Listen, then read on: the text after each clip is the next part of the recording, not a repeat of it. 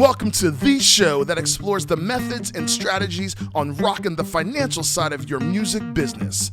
With over 40 years combined experience, here are your hosts, Chris Webb and Dave Tampkin. Welcome to Musician's Tip Jar, where we talk about musicians and money, where we are seeing what kind of record we can set of repeating the quote, "A jack of all trades is a master of none, but often better than a master of one."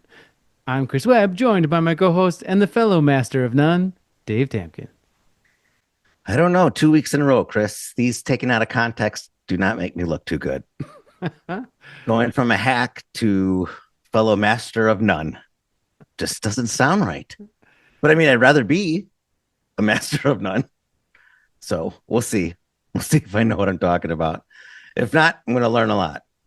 But today we do learn a lot by sitting down with the powerful Ayo Awosika and explore how diversifying her skills has been one of the most powerful ways to create new opportunities, increase adaptability, and ensure long-term success in her career and creative endeavors. We have two quotes today, both from our wonderful guest, Ayo. The first one, she said, "The music business truly is about referrals, community, and connection." And her second one, that I think is very powerful, said, "Your health is your wealth." Two things we've been preaching since day one. Absolutely. Well, this week's nonprofit is from Rockford, Illinois, Music Academy in Rockford.com. Since its founding in 1985, the Music Academy has successfully motivated and inspired more than 35,000 young people in high-quality music instruction. Their nonprofit community music school is based in a historic, centrally located neighborhood at Lauren Hall, and they also provide partner programs at 8 locations throughout Rockford.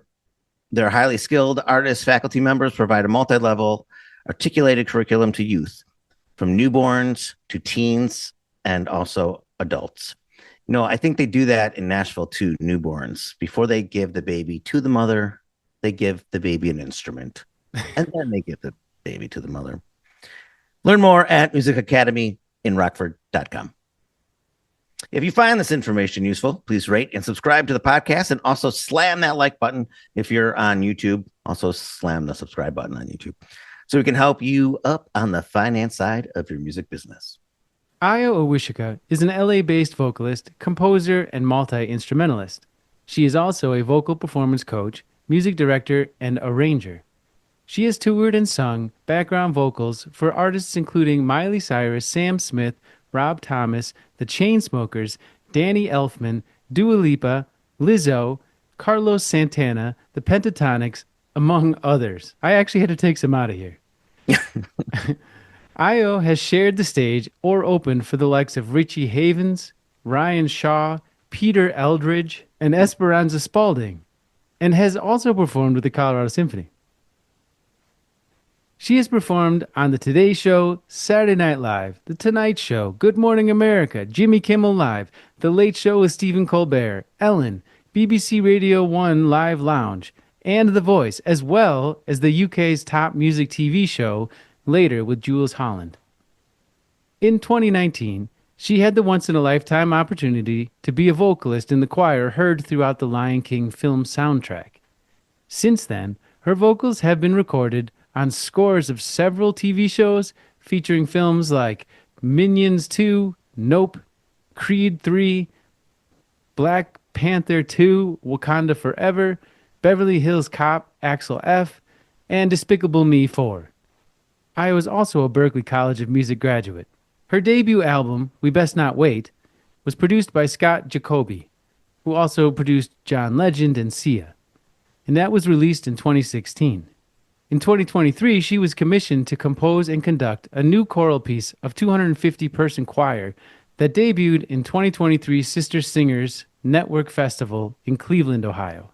Since then, she has been commissioned to compose several choral pieces for various groups in the U.S., as well as being invited as a guest artist to workshop, perform, and guest conduct. The next one is with the Cincinnati Muse Choir at the end of April.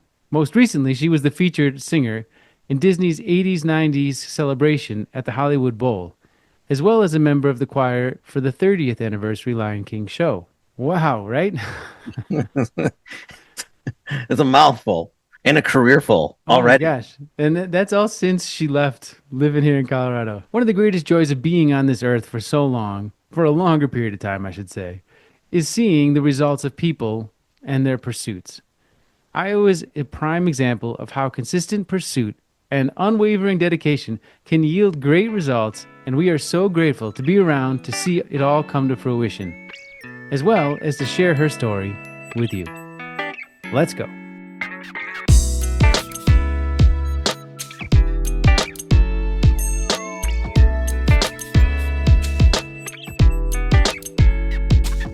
All right. Thank you so much for coming on to our podcast, Ayo. It is amazing to have you here. We have been friends for a long time, and now we finally get to connect again after what's probably been over a decade. We can't really remember when, but thank you so much for being here. Well, thanks so much for having me. I'm psyched to get to hang with you guys today. So when you sent your bio, I have to say that it is insane how many people you have been playing with. And I assume all of this has happened since you moved out of Boulder, right? Yeah, that's true. For our audience, can we start with how you kind of got into the industry and then kind of how that spawned into being in Boulder and then going on from there into LA? For sure. Yeah. Well, music has been a part of my life since, I could remember. Like, I literally decided that I wanted to go to Berklee College of Music when I was like, I don't know, I think in elementary school or something. So I was like very stuck on that. Knew I wanted to go to music school after being in choirs and orchestra and doing music lessons for years. And my parents wanted me to go to like a smaller school first before I went to like the city, before I went to Berklee. So I actually went to Indiana, studied classically for 2 years, which was amazing. And I'm so happy that I got that technical foundation because it served me so well in my career. And so I'm super grateful for that time. Transferred to Boston, was at Berklee College of Music for a few years, got my degree from there, which was a crazy experience. I mean, the coolest thing about that is like really just even the network. I mean, some of those people that I met at Berklee are still some of my best friends today, people I collaborate with all the time. That was an incredible experience. And then at Berklee, you guys know Megan Burt, she and I were really close, and I was planning to move to New York, and she somehow convinced me, it didn't take much, to move to Colorado for the summer before I moved to New York. And the plan was always that I was going to move to New York in the fall, but I just fell in love with it. We were living in Denver together. And as you guys know, the music scene, I think especially at that time it was a special time, like which the years were, I graduated 2007. Yeah. And was in Colorado for 5 years. So yeah, 2007, 2012-ish. I feel like that was, to me, a really special time in the scene. Got to meet you guys, of course. And so I just fell in love with it. I didn't leave.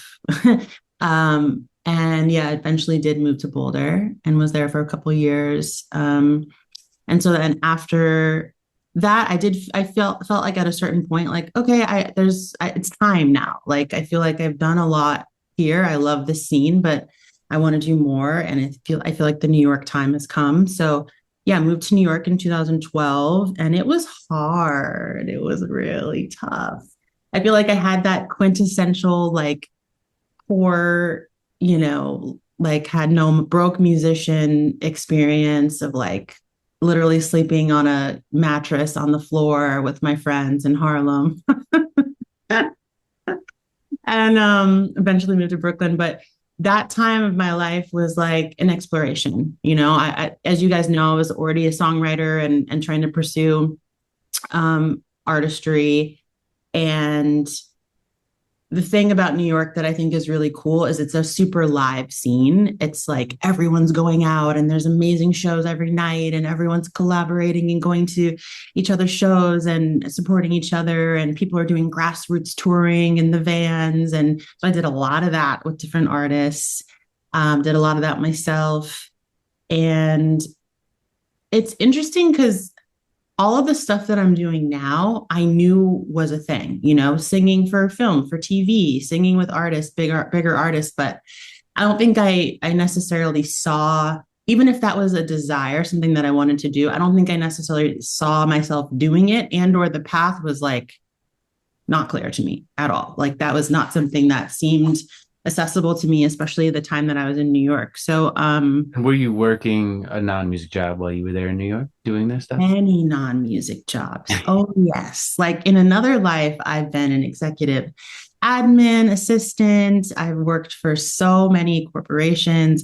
And so I'm glad you asked that, because that's what kept me afloat when I lived in New York, is like I would work these jobs and thank God I had them, because that allowed me to do music. But I was exhausted. I'd work a job 9 to 5, whatever it was, and then come home and work on music, or like go straight from my job to a show, come home at like 1 or 2.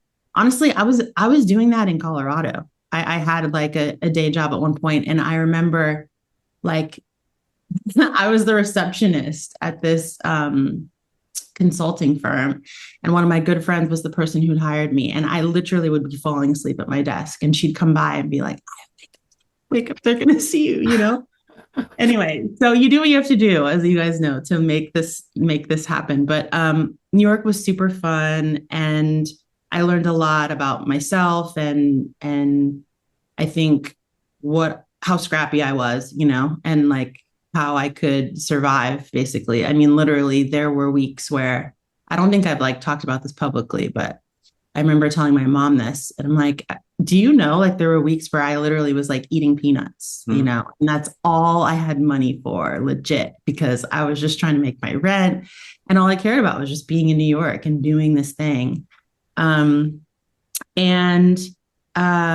Let's see, in 2014, I met a guy, and he was also a musician living in New York. And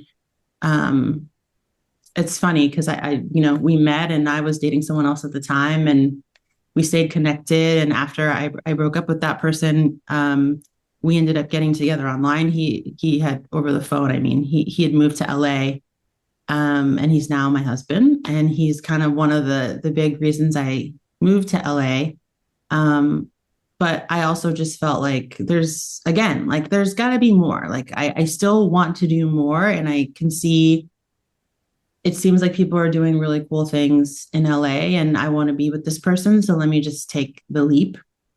I had been, so this was like 2015. I was still living in New York, and Megan Burt and I had gone on a tour across Europe together, which was also wild.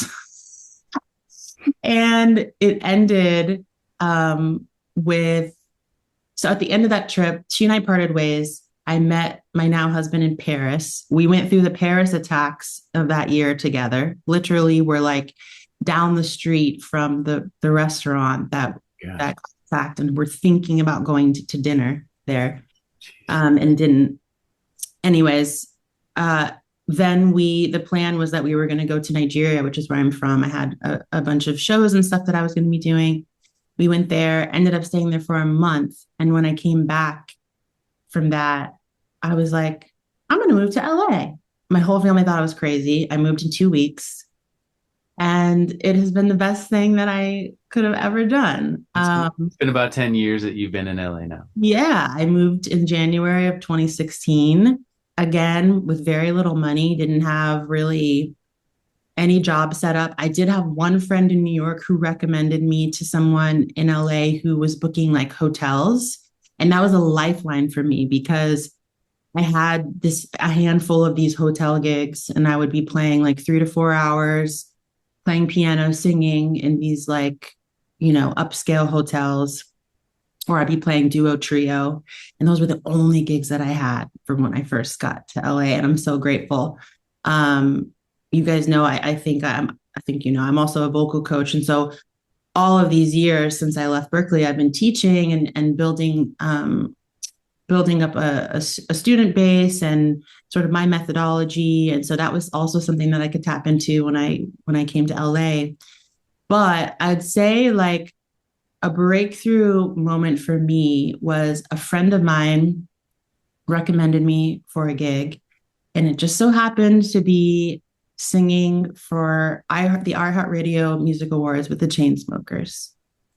And I was like, yeah, like, of course, you say yes, like, of course. And I had already been doing background singing for many years and lots of different artists of different styles and types. And so I knew how to do the thing, but had never been in a space like that. So, getting to do iHeartRadio was crazy. It was the most people I'd ever sung for, singing with the Chainsmokers, standing backstage, seeing Ed Sheeran perform right before me, and like seeing him come off stage, literally standing and talking with Chris Martin before we went on stage, like just wild stuff that my brain was like, what is this life?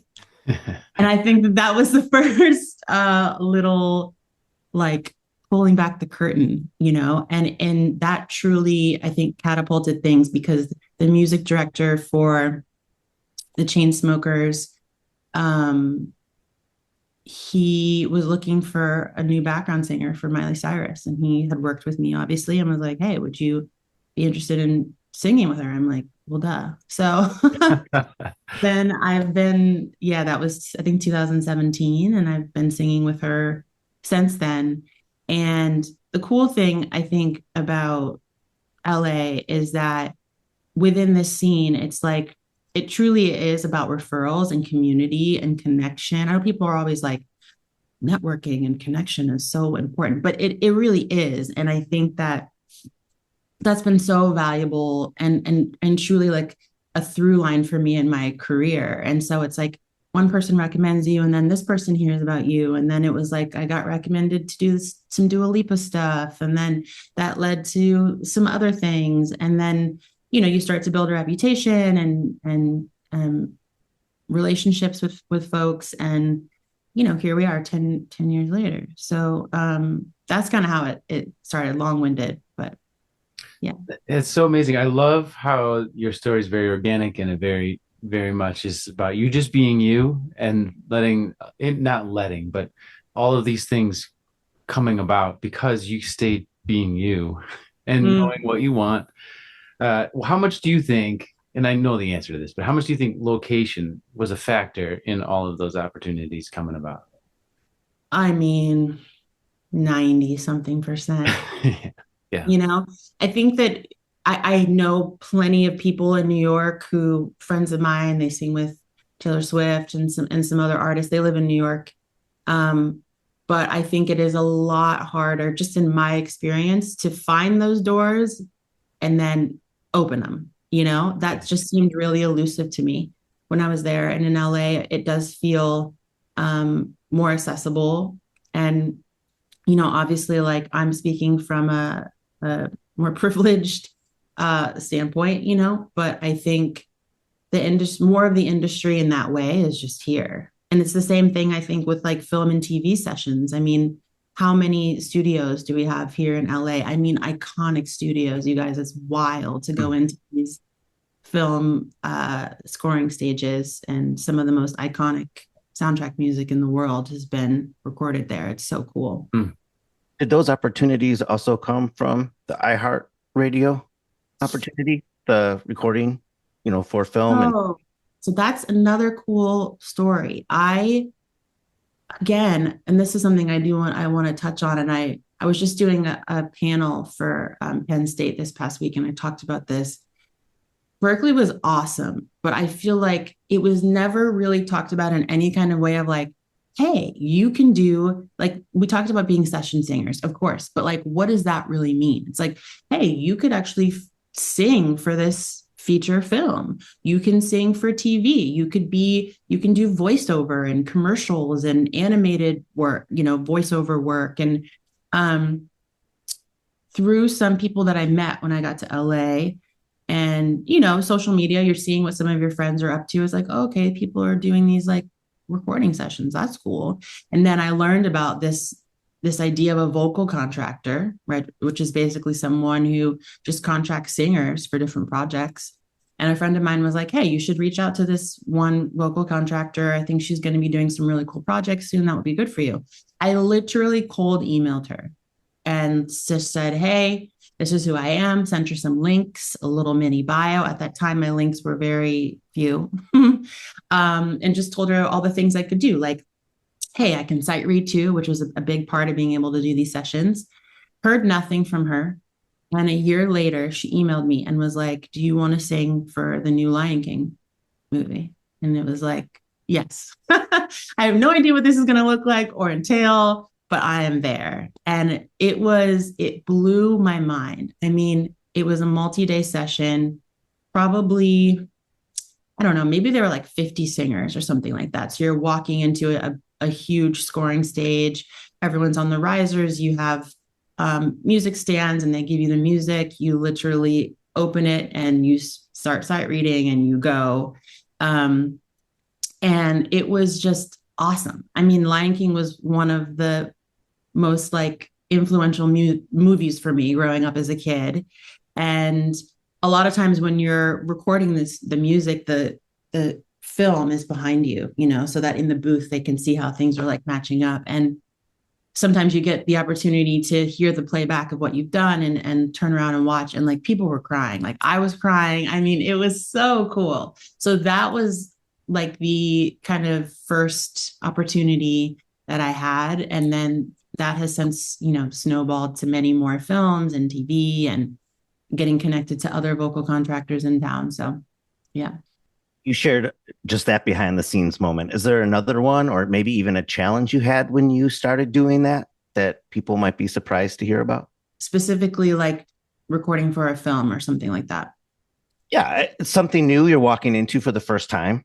It's a huge opportunity and maybe something that was a challenge that became easier over time because you learned from the first two sessions that you wish you might have had that information in your back pocket prior. Yeah, totally. I mean, I feel a lot more comfortable now because, yeah, like you said, I have a handful of these sessions under my belt, but, and a lot of us talk about this, every time you walk into the scoring stage, there's excitement, but there's also, you're like a little nervous too, because it's a big deal. You're there to serve the music and to bring this vision to life and to ultimately be great, and to be great kind of on the spot.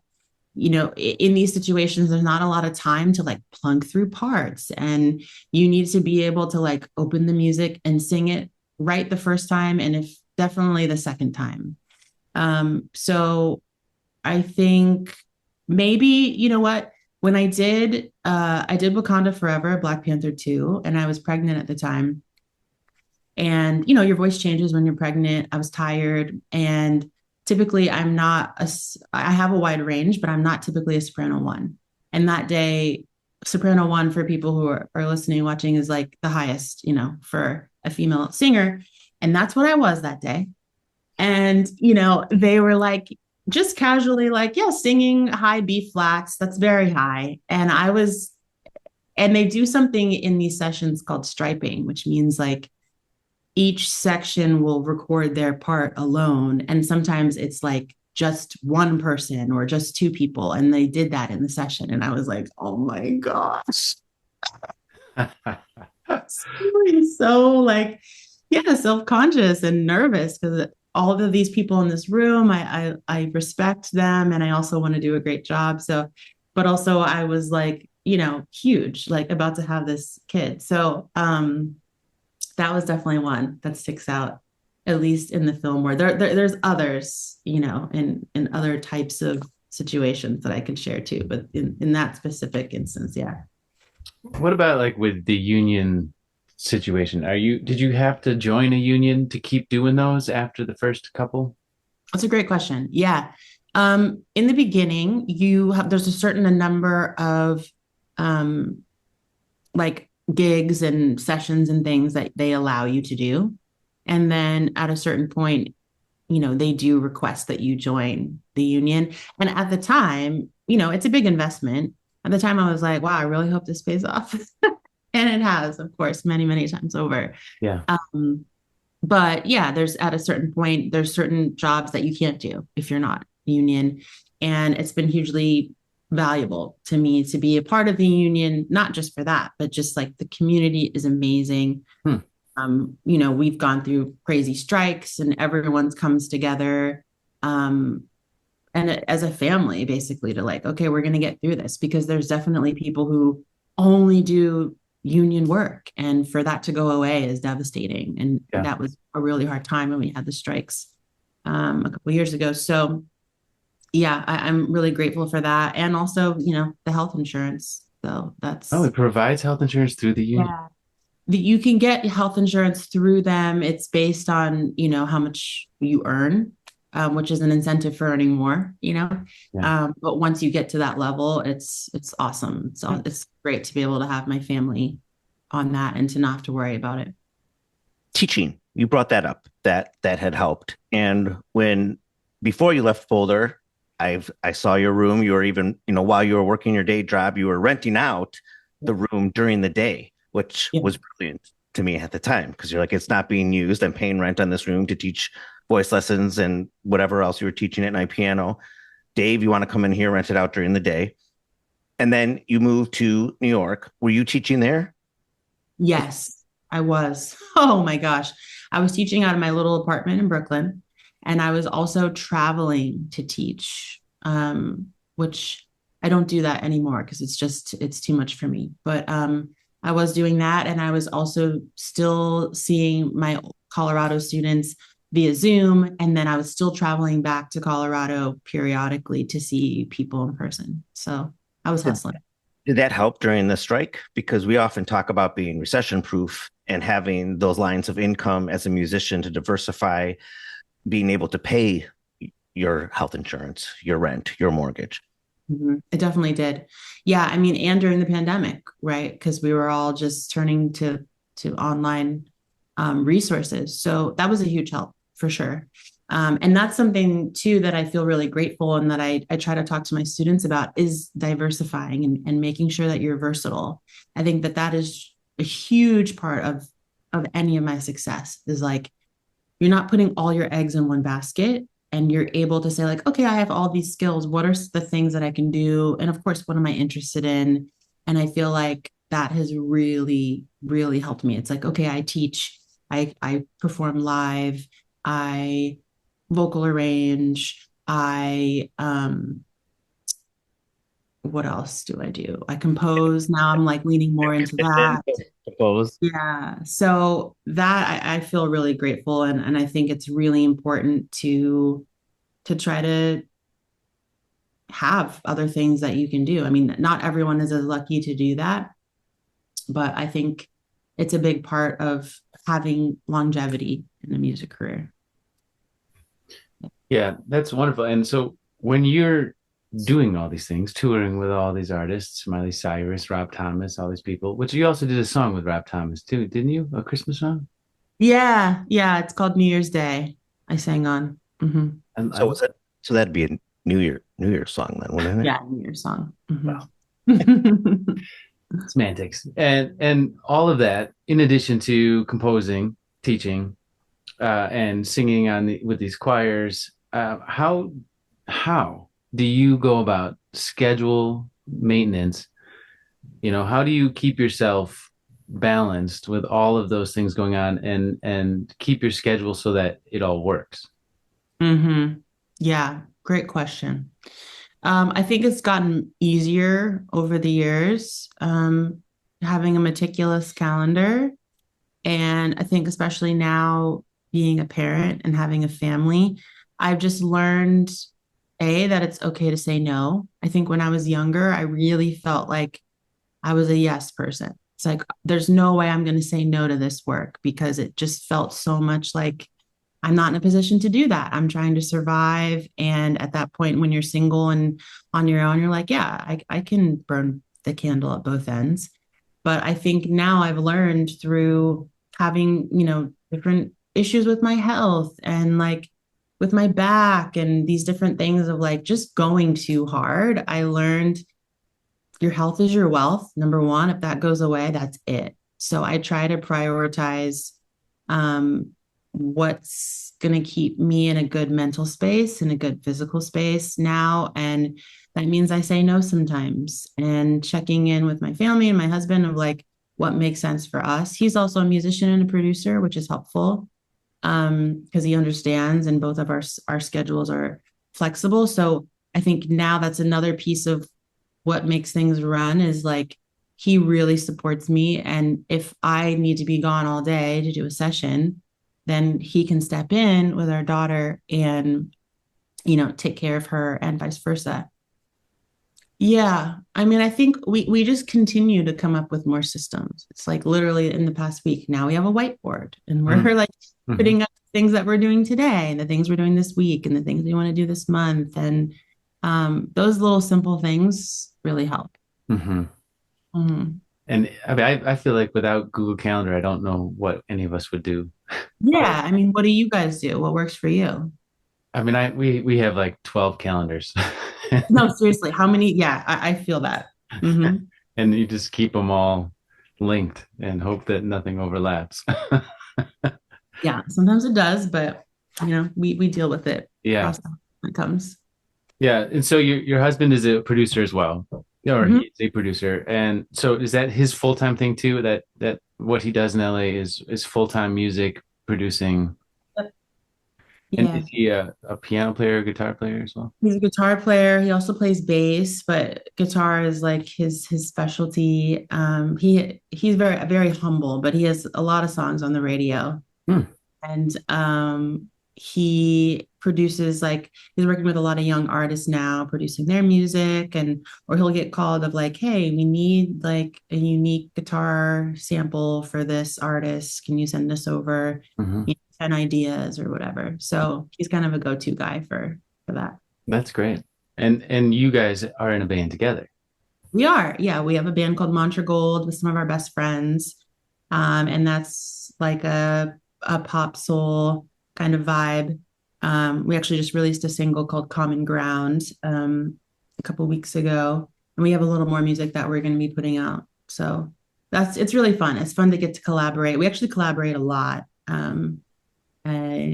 We make other music together, and sometimes it'll be like the artist that he works with, I vocal coach them, or a student that I'm working with is like, hey, you need this produced, like, let me connect you to my husband. So it's a cool synergy. That's really cool. I love that. And I like that you guys are okay with working together. I don't know if all relationships work like that, Not all. Yeah. We're lucky. Yeah. Well, and it's like, it's a very symbiotic thing where like you said, you can help each other with opportunities and also support each other when the stuff gets stressful, because this lifestyle can be very stressful. Yeah. And it's not for everyone. I think that's another piece of it. Like, I'm sure you guys know musicians and friends who it's like, they're not doing it anymore. And it's like, full respect. You have to do what you have to do, but it's not for everyone. And like you said at the beginning of this conversation, it's hard to sustain. Do you guys do a household budget, or do you keep your stuff separate? We do a household budget. Yeah. We put everything together, and I think it's just helpful. We actually have a business together. We have an S-Corp. So everything just goes through there, and that's been awesome. Actually. How long have you had the S-Corp? Since 2022. Has it simplified things to switch over to an S-Corp? Because I assume you were an LLC before. Yeah, we had an LLC before with our band, and I had one, and we've since dissolved those. I think it makes things a lot easier. To me, it just makes sense because we have so many different revenue streams coming into one place. To do those as individuals, I think it's just like, it's even more stressful. Now it's like we have a great accountant. We just give them everything. Everything runs through the business. And you can keep the personal stuff separate. And then it's also just incentive too, right? To like build up the business. So it's cool. And then do you both just take a salary out of there? Is that how that has to work, right? Yeah, that's how the whole breakdown goes.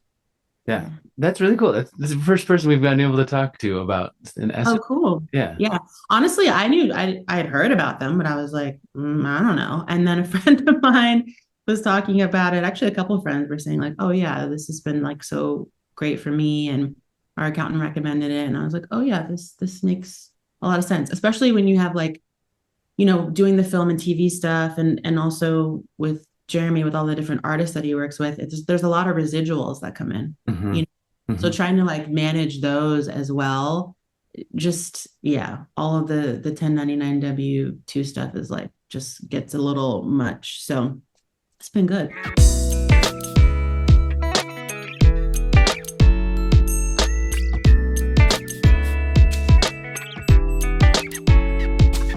Welcome back. What a crazy first half of an interview. And I say crazy only because you ended the intro by saying she did all this since moving away from Colorado in such a short time ago. Mhm. But every musician's path is different, and embracing those highs and lows helps you build resilience. And your journey informs your music, your storytelling, and brand, and fans connect with that. And I think because of her expertise and how well versed she is, every opportunity she had, the people around her wanted to connect with her and continue working with her. Yeah. Another part of that story that stood out to me, and this is maybe something we never really highlighted with all these great interviews that we've done, is that everybody's part of their story has that moment where they're broke. At least everybody that we've seemed to have interviewed that has gotten to the level where they're looking back on their journey. There was a section where their finances were rough, where they had to really be a minimalist, or they had to eat crackers for dinner for a little while. And that's a scary moment in the moment. But I do think that most people go through that, and it's the ones that still keep going despite that. They don't say, well, you know what, I better get a real job, or I just better stop trying to do this and change my direction. It's the ones that don't do that in those parts of the path that we so often see end up telling us an amazing story like this. And it's not easy to leave your comfort zone, which she did. She could have definitely kept building in Colorado, but it wasn't exactly where she wanted to be. So financially, she had to start over in a way, especially not knowing her surroundings or having that network in New York. And a musician like that, and being in a situation like that, forces you to be resourceful and develop grit, which she has. It teaches financial survival skills, networking, adaptability, key qualities that has proven for her to show long-term success. Yeah, and that follow your instinct, that we do bring this up a lot too. And that to me is not, it's almost like we miss the part that says you don't realize how hard it is sometimes to follow your instinct in those moments until you've lived it, right?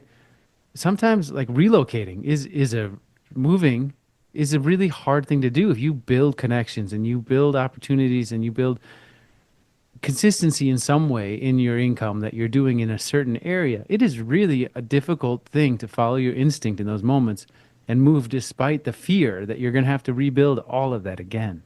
Yeah, I give her a lot of credit for that. That was pretty awesome. Well, I know someone else has done that recently. We'll see. Yeah. See on the set of Lion King. Yeah, that's right. What's the Wisconsin version of Lion King? Like the cheese curd king? Cheese curd king. We'll see you there. But what did happen pretty quickly, at least in the storyline of once she relocated, was that opportunity to do the iHeartRadio spot. And then, of course, that led to the next thing, right? The next step forward, which was the Miley Cyrus opportunity. Which also had to do with living in LA. So to put both of those together, because you, again, have been a huge advocate on this podcast about industry thrives on relationships, and delivering quality work is one of those things that set you aside from other musicians. And especially with these unexpected high profile gigs like she was offered, she was ready. Her expertise, and she's a fantastic musician, up for the challenge and nailed it. And being in LA helped her be able to be there quickly. Yeah, the accessibility, right? Like to be able to drive, like she mentioned, all those studios, like being able to just drive to where you need to be, or maybe take public transportation is even better. Oh, But for a lot of us, like it's a plane flight, right? It's a Zoom call. It's not nearly as cohesive of a situation because you have to plan all the other things to make it work. And so that is a big deal. And that is something that we have to accept. If you are going to live in a remote place in the middle of Wisconsin, you're going to be doing a lot of cheese curd concerts, right? Just giving or you a hard Fish Fry time. Fridays. You know, nothing like some Americana folk music to go with your fish fry. And if you get that opportunity in LA, it's going to be a 3 hour flight, right? And that's just how that's going to work. And you're not going to be able to be casually collaborating, casually connecting with all these others that are in that same valuable network. That led, of course, to her recording to some film and TV opportunities and then singing on Lion King. We know that a lot of people will appreciate that because The Lion King was a big deal. It was a huge success, right? And that music is iconic. I still find myself getting Hakuna Matata stuck in my head, and I don't know where it comes from. It's a generational thing, I guess, but it just pops in your head. Somebody may say something and it triggers something from that show, that movie. Well, that's how you constantly greet me at the beginning of each of these Zoom calls. So I was wondering where that came from. Living there and also having the skills that she has allowed her to diversify her income stream.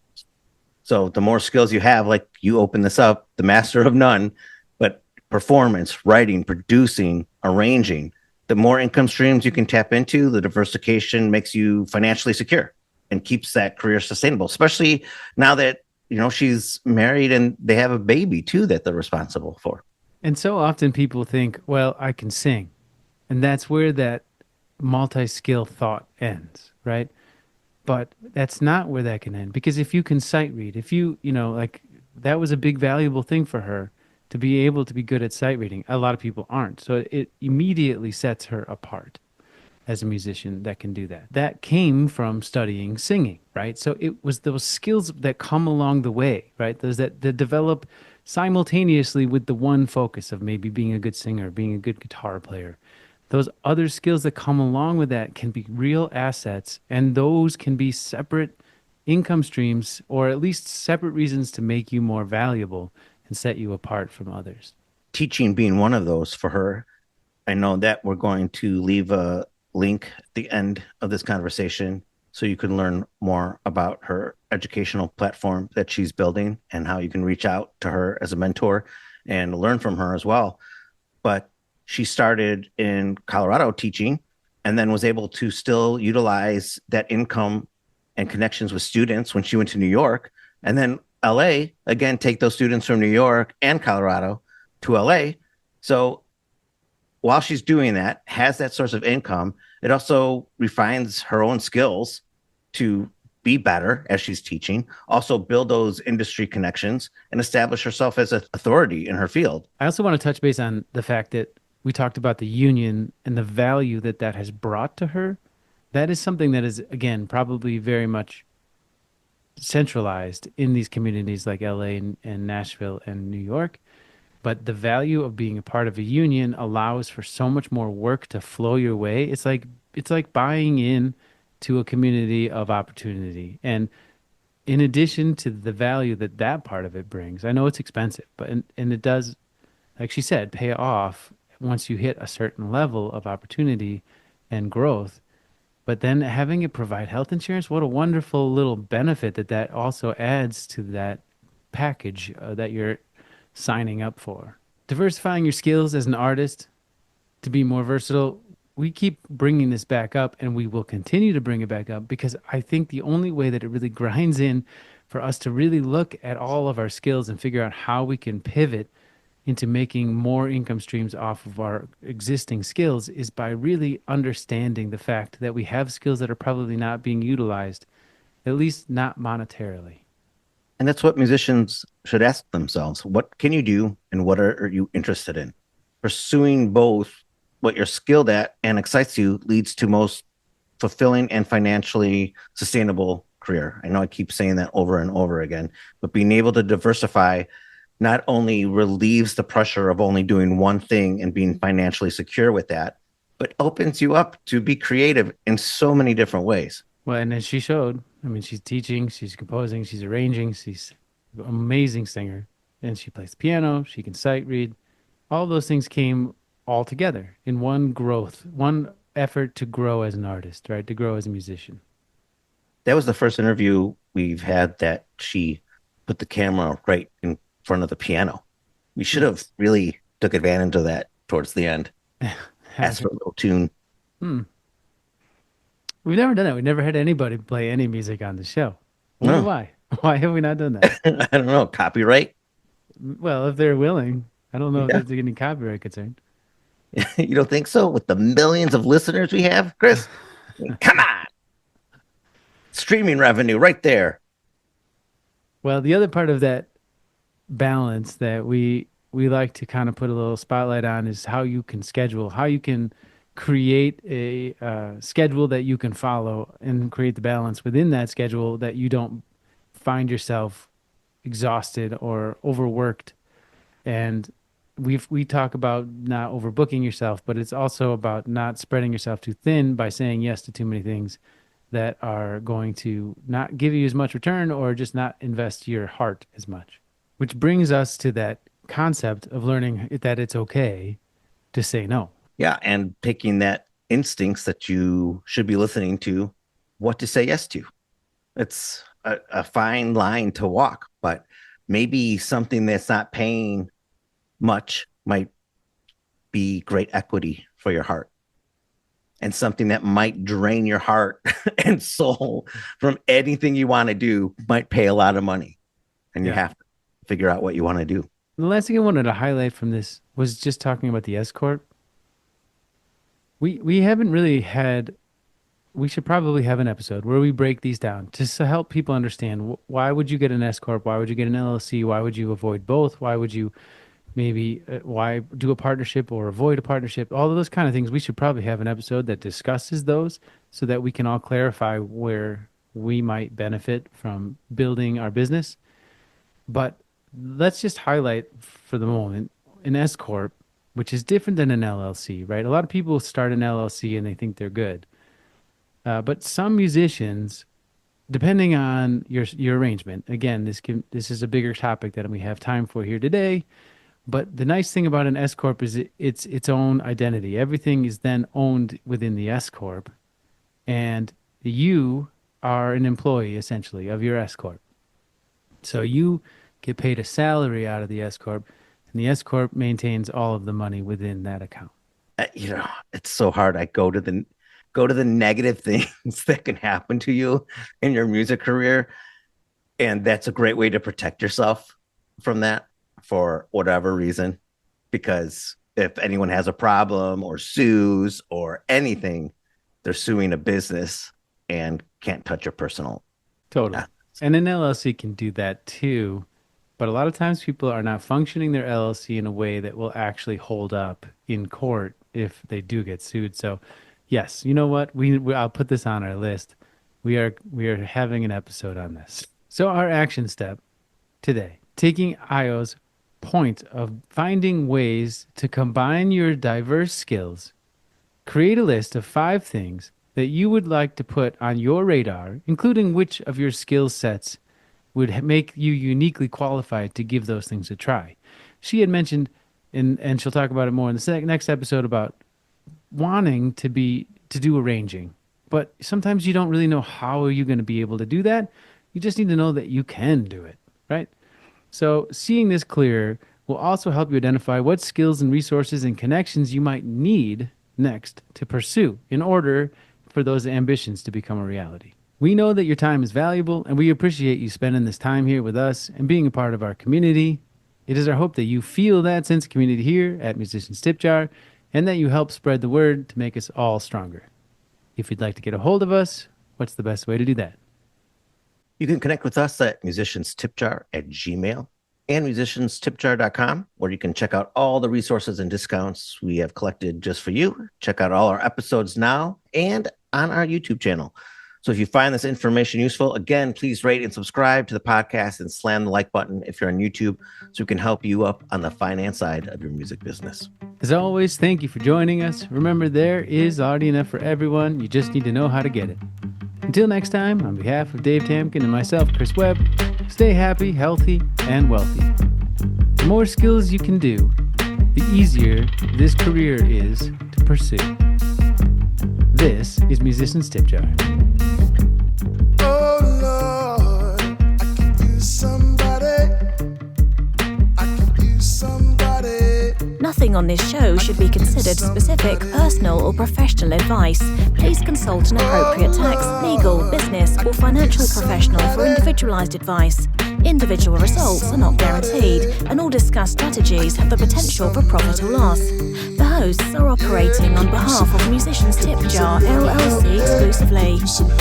Could use a little help here. Could use some help. Could use a little help here. Could use some help. Could use a little help here.